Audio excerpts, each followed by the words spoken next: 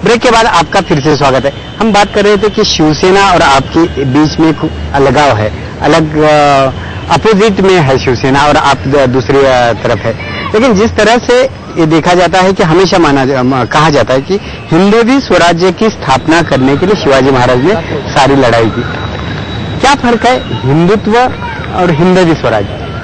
देखो, जिस टाइम मुगल इस देश में राज करते थे उस समय इस देश को हिंदुस्तान कहा जाता था और जो सम्राट हुआ करता था उसको हिंदवी स्वराज का संस्थापक या फिर सम्राट कहा जाता था। और हिंदुस्तान होने की वजह से छत्रपति शिवाजी महाराज को सिर्फ महाराष्ट्र काबिज नहीं करना था, उनको इस देश पे पूरा राज करना था, उनको इस देश का सम्राट होना था। ये हिंदवी स्वराज्य संस्थापक कहने से हमें जानकारी मिलती है। लेकिन शिवसेना जो हिंदुत्व के बारे में बात कर रहे हैं, तो हिंदुत्व का जो आज जिस मायने में मीनिंग लगाया जाता है वो गलत है।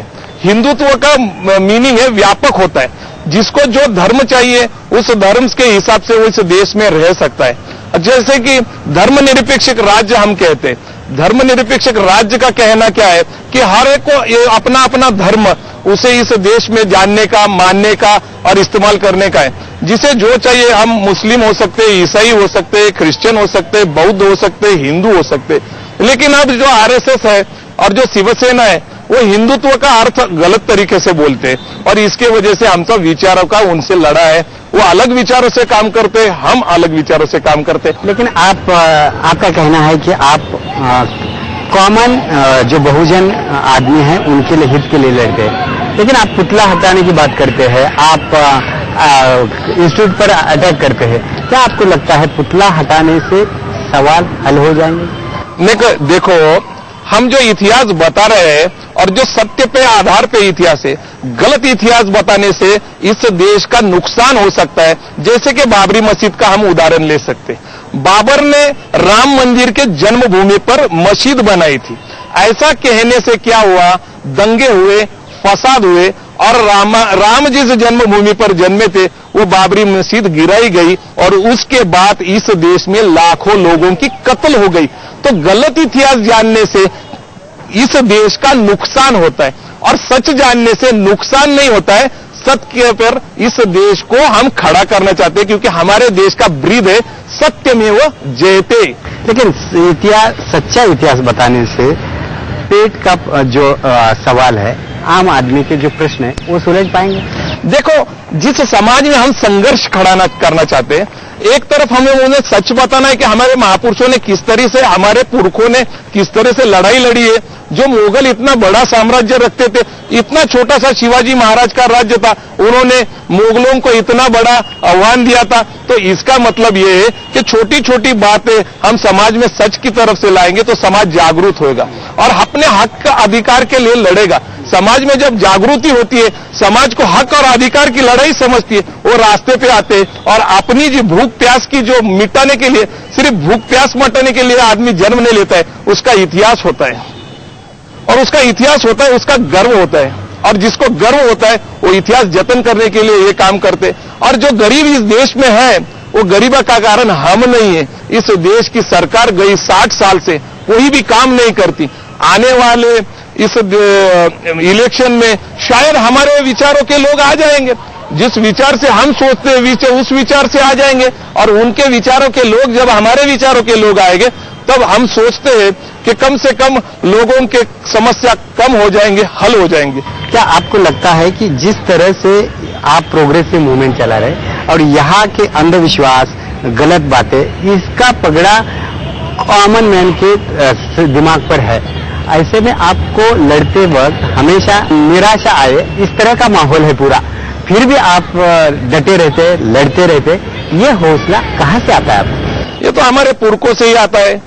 ये हमें बहुत बड़े पैमाने पे जानना चाहिए कि अब बहुत बड़े पैमाने पे जो लोग पढ़े हैं वो गलत मार्ग से जा रहे हैं। जैसे कि अब वास्तुशास्त्र आप जानते हैं, वास्तुशास्त्र हमें 6ठी क्लास में पढ़ाया जाता है कि पृथ्वी गोल है। ये जो हमारा पूरा पृथ्वी है, अर्थ है, वो गोल है और ये गोल होने से दिशा नहीं होती, no directions are there, still there is a difference between the opinion. हमारा अलग अलग मत है क्योंकि वो बोलते हैं कि वास्तु अगर गलत तरीके से बनाई जाती है तो आपको प्रॉब्लम्स खड़ी हो जाएंगी। जैसे कि भविष्य सच नहीं है, ये जानने के बाद भी भविष्य देखने के लिए लोग जाते हैं। जितने ज्यादा पढ़े हुए लोग हैं उतने ही वो अनपढ़ है, और वो अनपढ़ लोगों को पढ़ाने का सामाजिक कार्यकर्ता का काम होता है, सामाजिक आंदोलन का काम होता है, और वो हम कर रहे। हम किधर भी निराशावादी नहीं है, क्योंकि निराशा इसलिए आती है हम गलत काम करते। लेकिन ये हम जानना चाहेंगे कि बहुत सारे लोग पढ़े लिखे, बहुत सारे लोग इस मूवमेंट से, प्रोग्रेसिव मूवमेंट से जुड़े हैं, उसके बाद दूर भी गए हैं इस मूवमेंट से, लेकिन ऐसी कौन सी बात है कि जो प्रवीण गायकवाड़ को ताकत देती है कि जो लड़ता है और समाज में एक हलचल पैदा करता है? क्या ताकत है वो? ये तो बात सही है।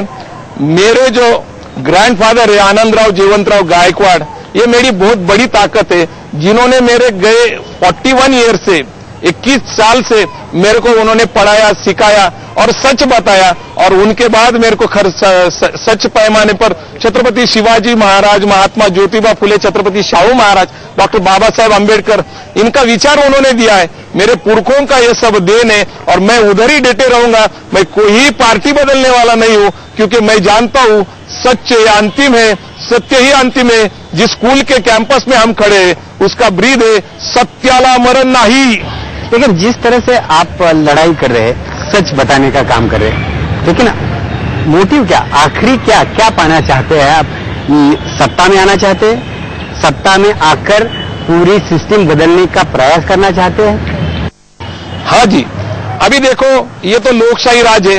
लोकशाही राज में अलग अलग विचारों के पक्ष होते हैं। हमारा भी एक पार्टी आएगा, शिवराज्य पार्टी, जो इस विचार को लेकर आगे चला जाएगा।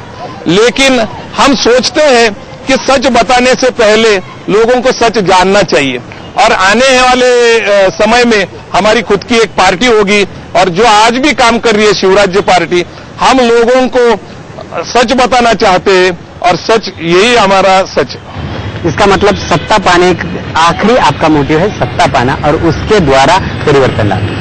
देखो, बड़े पैमाने में लोगों को बदलना होगा तो लोकशाही का मार्ग एक ही है, वो सत्ता पाना, और सत्ता पाना लोकशाही में गलत नहीं है, और उस सत्ता केंद्र के तरफ हम मार्ग क्रमांक कर रहे हैं। धीरे धीरे हम उसके पास जा रहे हैं, तो हमें लग रहा है कि आने वाले कुछ सालों में हम हमारे विचारों के लोगों का सत्ताकरण लाएंगे, और उसमें से हम लोगों को न्याय देना चाहते हैं, समता देना चाहते हैं, भाईचारा देना चाहते हैं, जो हमारे संविधान को अभिप्रेत है। आज जिस तरह से आप जो पार्टियां हैं, जो राष्ट्रवादी कांग्रेस हो या शिवसेना हो, ये आम लोगों को न्याय देने में नाकाम रही है, ऐसा आपका कहना है? जी हाँ, देखो जिस तरह से अब हम देख रहे, अब टीवी पे बता रहे कि महाराष्ट्र के बहुसंख्य एरिया में अभी पानी का से प्यासा आदमी को पानी नहीं मिल रहा। अगर पानी एक मजबूरी है तो फिर पानी ही नहीं मिल रहा, इसका मतलब है गए 60 साल से इस देश में कोई भी राजनीति नहीं हुई।